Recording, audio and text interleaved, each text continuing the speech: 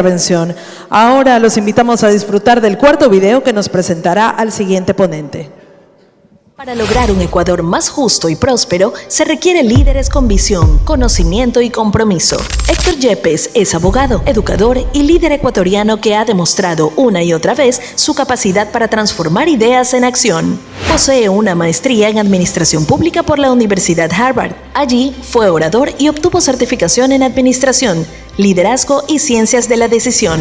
Es además graduado del programa de liderazgo Global de la Universidad de Georgetown. Fue asambleísta en 2017, presidió las comisiones de Participación Ciudadana y Gobiernos Autónomos. Héctor combina experiencia y excelencia. Su pasión por la educación lo llevó a fundar y dirigir la Escuela de Gobierno de la UES, institución donde también dirige el Centro de Arbitraje y Mediación. Allí enseña argumentación, ética y resolución de conflictos. Además, es fundador de la Academia de Líderes Católicos. Es un líder innato que ha trabajado incansablemente para formar a las nuevas generaciones. Damas y caballeros, con ustedes Héctor Yepes y su ponencia sobre cómo construir discursos efectivos. Bienvenido. Muchas gracias, buenos días a todos y a nombre de la Universidad Espíritu Santo, en primer lugar quiero darles la más cordial bienvenida y celebrar que estemos realizando este Congreso de Comunicación Política, Jaque Mate, aquí en nuestra universidad. Yo voy a hablar el día de hoy sobre el arte de la persuasión, cómo construir un discurso efectivo. Y alguien podría decir, bueno, ¿y este qué hace aquí en este Congreso? Porque ¿de qué sirve dar un buen discurso en la comunicación política del siglo XXI? Si dice por ahí la gente que hoy las redes sociales son suficientes. Dice la gente por ahí que hoy basta con contar un buen chiste o bailar en TikTok. Dicen que las campañas hoy son mucho más que hablar bien, entonces ¿para qué desgastarse en eso? Pero la realidad es que pese a que los grandes líderes que se sostienen hoy en el tiempo, sí, usan redes sociales, pueden hacer sus gracias en TikTok, no tiene nada de malo, hacen mucho más que hablar en público, sin embargo siguen dedicándole una gran importancia y una gran cantidad de tiempo a persuadir con la palabra ante audiencias en distintos contextos, sean físicas o virtuales. Y aquí algunos ejemplos. Barack Obama, tal vez en Estados Unidos, uno de los primeros que utilizó masivamente la comunicación digital y sin embargo reconocido pues tal vez como uno de los mejores oradores de la política actual. En el extremo opuesto, Donald Trump. Estilos totalmente diferentes, pero sin duda utiliza gran parte de su tiempo y se precia de ello, de dar discursos con audiencias en vivo, gran parte de su estrategia. Por tomar otro país latinoamericano, dos extremos ideológicamente opuestos, Cristina Fernández y Javier Milei, estilos muy diferentes, pero ambos son reconocidos por su habilidad con la palabra.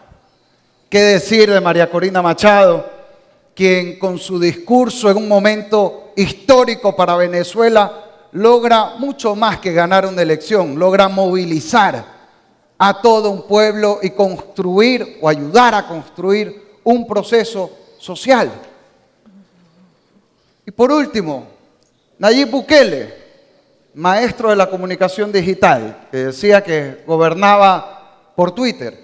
Y de nuevo, en otro estilo, no es el típico orador al estilo clásico, pero se maneja muy bien frente a las audiencias y utiliza muy bien el arte de la palabra.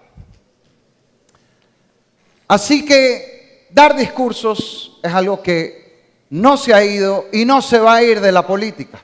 Y quien no sabe usar la palabra eventualmente se va a quedar en blanco.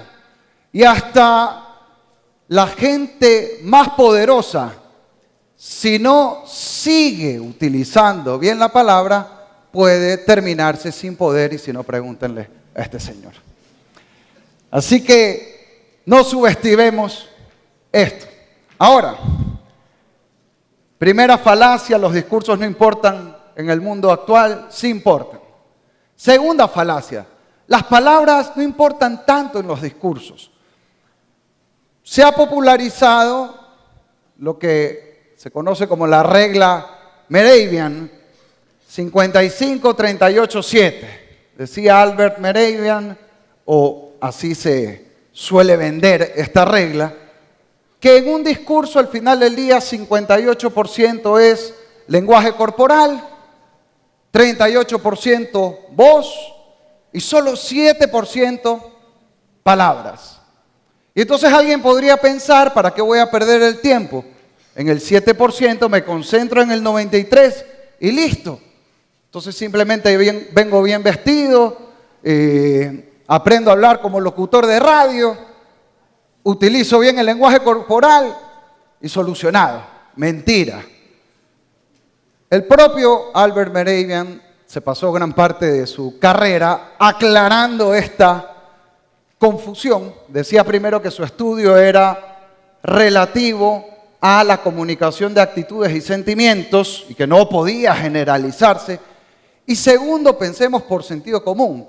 Aunque las palabras fueran solo el 7%, un discurso sin palabras simplemente no existe.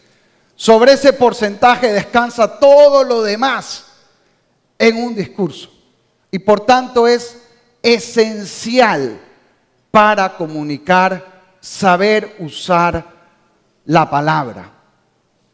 Lo que pretendía decir Mehrabian, y por supuesto es muy importante, es que debe haber coherencia entre lo que uno dice y el uso de los gestos y la voz. Por poner un ejemplo, pues si yo le digo a alguien te amo con mirada de asesino, o si le digo a alguien te odio con ojitos de Bambi enamorado, pues eso no es creíble. Y eso es muy importante, por supuesto, en la comunicación política, y a eso se refería Mehrabian.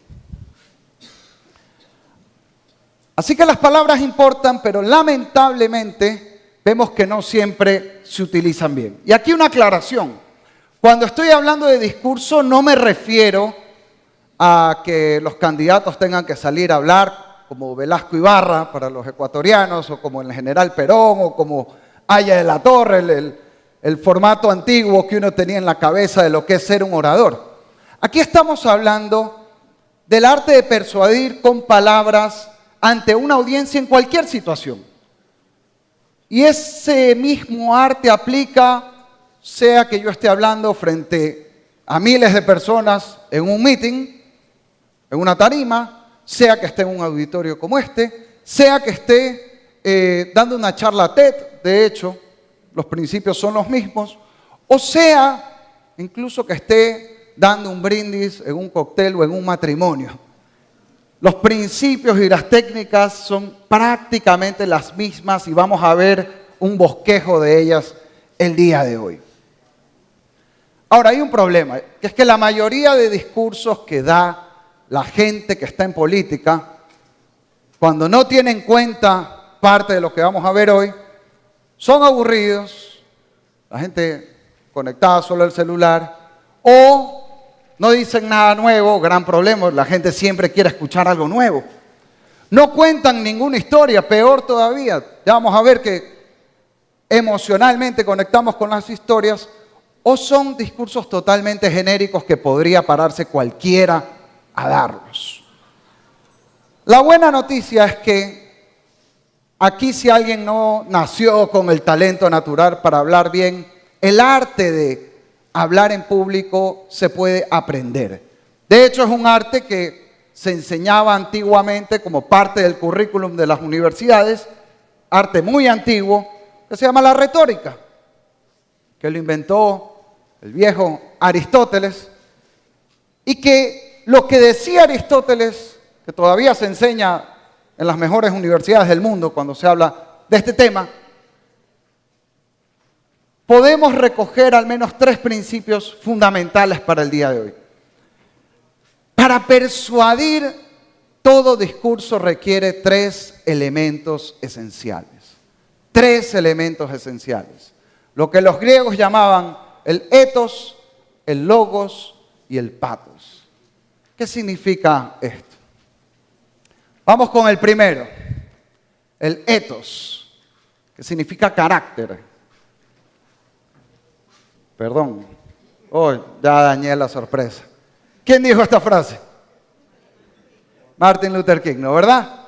I have a dream, movimiento de los derechos civiles en Estados Unidos, y lo que quería sorprenderlos es qué pasaría si lo mismo lo dijera Hitler. Él también tuvo un sueño, pero el sueño era una pesadilla, ¿no, verdad? Entonces era totalmente opuesto. El primer elemento del discurso es quién habla. Yo puedo interpretar el mismo mensaje radicalmente diferente según la persona que está transmitiendo el mensaje. Y por eso, lo primero que uno necesita cuando da un discurso, sobre todo si lo da una persona a la que la gente no conoce, es decir, ¿quién soy? Porque necesito construir un mínimo de credibilidad para que el mensaje pueda llegar a los demás.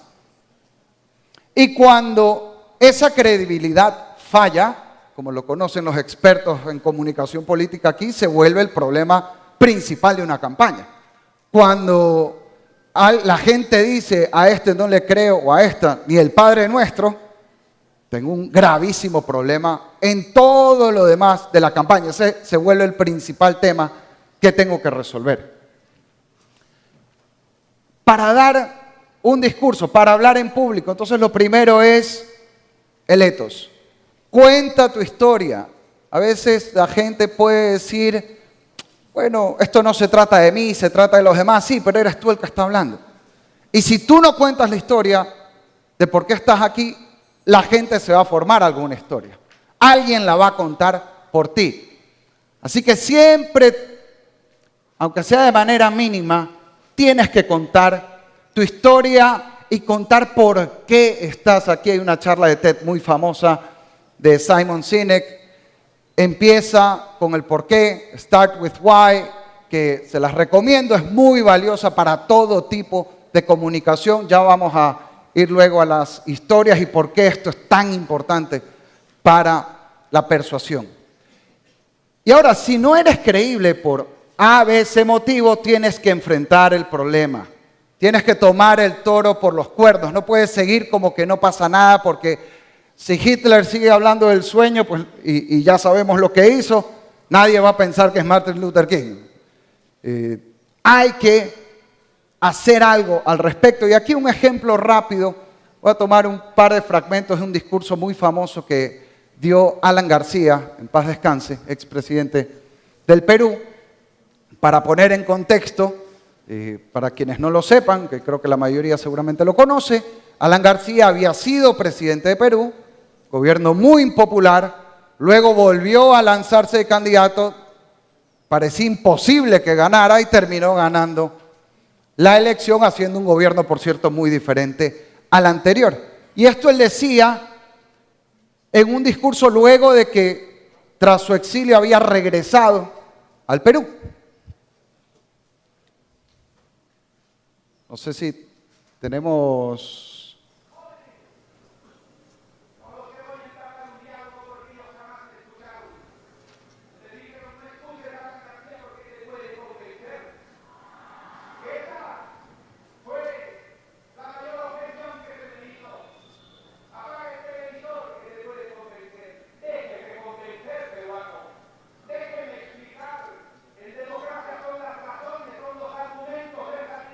Son las cifras, son los datos con los que se discute, no las pasiones, no las invectivas, no los montajes, no las patrañas, no los muñecos en los que fue experto el régimen fujimorista.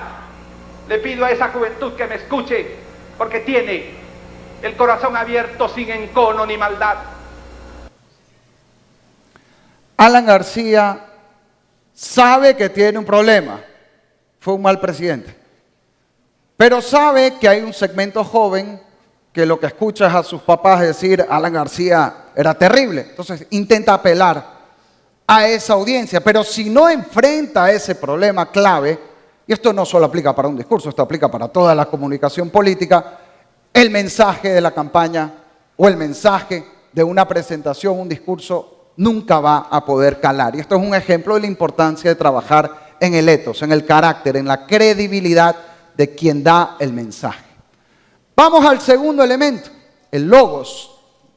De logos viene la palabra lógica, se refiere a la razón, a las ideas. Imagínense que este sí es pues el que dijo I have a dream, ¿no verdad? Martin Luther King. Pero imagínense con todo el ethos que él tenía, con toda la credibilidad, si hubiera puesto frente a la audiencia masiva en Washington, el día de la marcha famosa en que dio este discurso, hubiera dicho I have no dream, no tengo ningún sueño, no vine a decir nada. Absurdo. La credibilidad es importante, pero puedo ser la persona más querida del mundo. Si no tengo nada que decir, lo primero que tengo que hacer entonces es regresar a encerrarme, no sé, en un cuarto con mi equipo, lo que sea, irme a la playa, a las montañas y saber qué es lo que quiero transmitir. Y aquí, muy importante, no existe comunicación sin mensaje. Voy a dar una presentación en cualquier contexto, esto no solo se aplica a la política. La primera pregunta, antes de todo lo demás, que yo tengo que hacer es ¿qué quiero decir el día de hoy? ¿Cuál es el punto? ¿Por qué estoy aquí? ¿Qué es lo que voy a transmitir? ¿Cuál es la idea? Y ojo, aquí una alerta contra cierta tendencia a la superficialidad que a veces tenemos hoy. A veces se cree, y esto se populariza, pensar que la gente, no sé, pues es tonta, o que los jóvenes con ver un videíto de TikTok ya estaban a votar por ese candidato. Eso no es verdad. La gente no es tonta, la gente sí quiere recibir una comunicación en un formato que le agrade, pero sobre todo quiere saber un candidato, bueno, qué es lo que propone. Aquí hablaban sobre los estudios de percepción. A la gente le preocupa la seguridad. A la gente le preocupa que no hay empleo. Lo principal que quieren saber es qué vas a hacer sobre esto.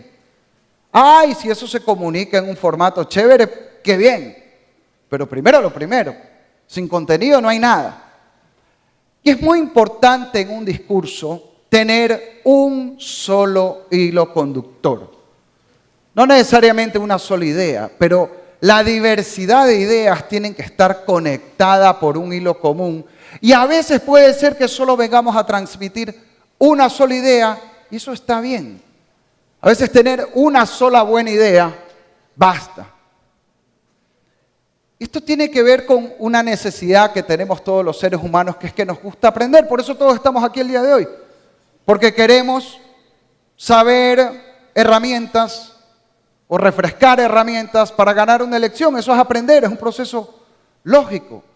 Y a los seres humanos nos gusta aprender. Aprovechemos eso, que toda presentación que demos sea la oportunidad para enseñar algo, aunque sea muy pequeño, nuevo para la audiencia.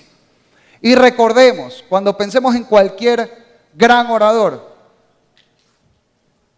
Martin Luther King, Gandhi, Churchill, por citar algunos pues, muy famosos, antes de ser grandes oradores, ellos eran grandes líderes que tenían grandes ideas y por eso daban grandes discursos, no al revés. El tercer elemento es el patos, que se refiere a la emoción. De la palabra patos viene patético, pasión también. Una vez que tengo credibilidad en la persona, una vez que sé qué quiero decir, tengo que activar las emociones para mover a la acción a las personas. Aquí imagínense que Martin Luther King, en vez de decir I have a dream, yo tengo un sueño, hubiera dicho simplemente I have a plan. Tengo un plan para resolver la desigualdad, la discriminación en los Estados Unidos. Está bien, bueno, vamos a sentarnos aquí con un cuadernito, pero eso no inspira a la gente. No basta con tener una buena idea. Hay que inspirar y movilizar a la gente para actuar. Y ahí es donde entra este tercer elemento, porque vamos a un punto fundamental. Cuando uno da un discurso en cualquier formato, y más aún en una campaña electoral, lo que quiera es que la gente haga algo. En una campaña, ¿qué es lo que queremos durante toda la campaña? Que la gente vote por la persona que se está postulando en la candidatura, por la persona que está de candidata. Quiero llegar al voto, quiero que se adopte, se tome una acción. Y la acción se activa con la emoción. Y la emoción a su vez se activa utilizando un lenguaje atractivo para la audiencia y a través de historias. Vamos a volver sobre las historias un poquito después. Vamos primero con el lenguaje. Hay que en toda presentación o discurso hablar para el oído. Imagínense una canción, que en vez de escuchar su canción favorita, alguien les dé la partitura de la canción o les entregue escrita la letra. No es lo mismo. O que, no sé si alguien ha leído alguna vez un guión de cine. Entonces, si leen un guión, pues es totalmente diferente a ver una película. Un texto no es un discurso. Un discurso es una experiencia, al igual que escuchar una canción, al igual que ver una película. Y por tanto, cuando yo preparo un discurso, no puedo preparar un texto como si lo voy a leer. Tengo que preparar algo que la gente va a oír.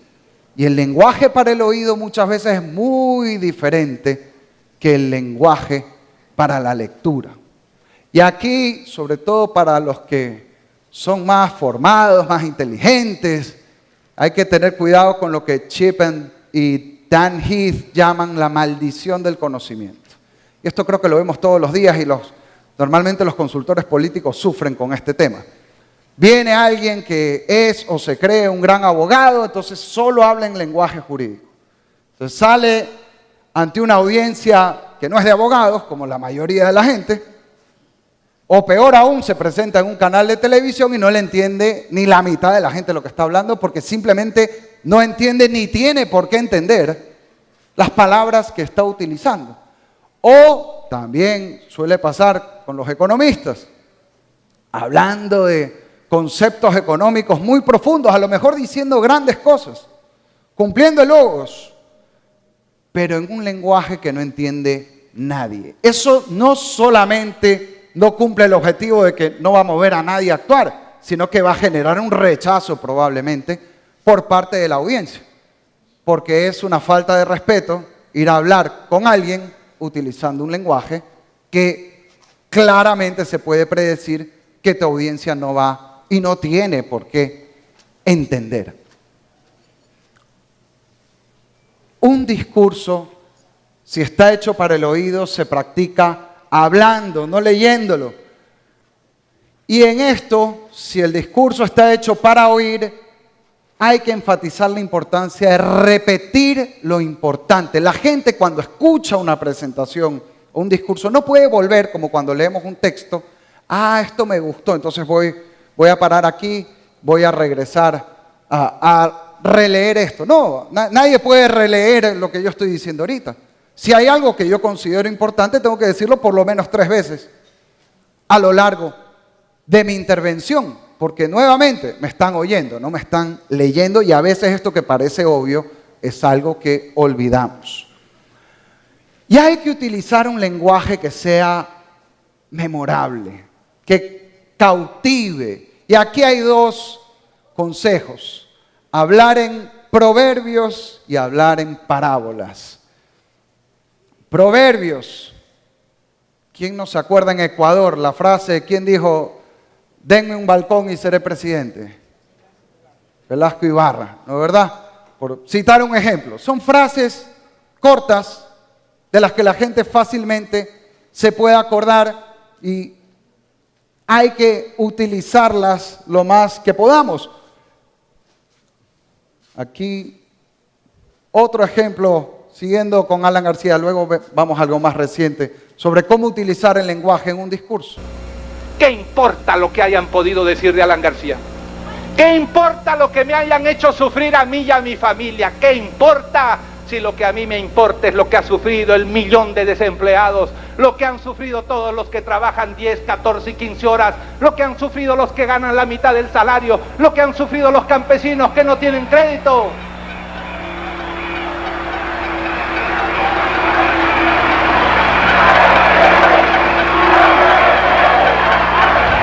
Yo me acuerdo de ese hermoso verso de Calderón de la Barca que todos aprendimos y repetimos, porque caminando las calles y muchas veces solo, yo decía, ¿cuándo pasará esto? ¿Cuándo volveré a ver el Perú? Y me comprometía a estar después de muerto junto a ustedes, en espíritu, a tener la fuerza de traer mi espíritu hasta aquí para acompañarlos. Y yo repetí ese hermoso verso de Calderón de la Barca, que dice que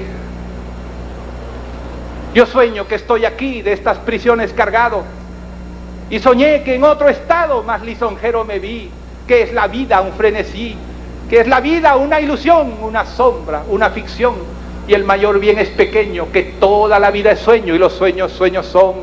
Y a mí me parece súbitamente un sueño estar frente a ustedes, y a mí me parece súbitamente una añoranza cumplida estar frente a ustedes, y a mí me parece súbitamente que quizás he muerto y estoy frente a ustedes.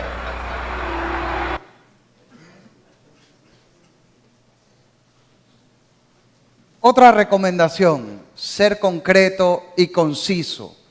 Más comunica hablar de una madre que no puede darle de comer a su hijo y contar el drama de esa madre concreta, individual, con nombre y apellido, que 100 datos que yo pueda mostrar estadísticamente sobre la desnutrición infantil. Y ser conciso, al punto. Competimos hoy más que nunca con muchas otras actividades que nos roban nuestra atención. Hablar en parábolas, otro ejemplo. Y aquí entro a la parte de las historias. Ahora, de Nayib Bukele, hablando sobre la soberanía. En vez de hablar de la idea, inventa una historia.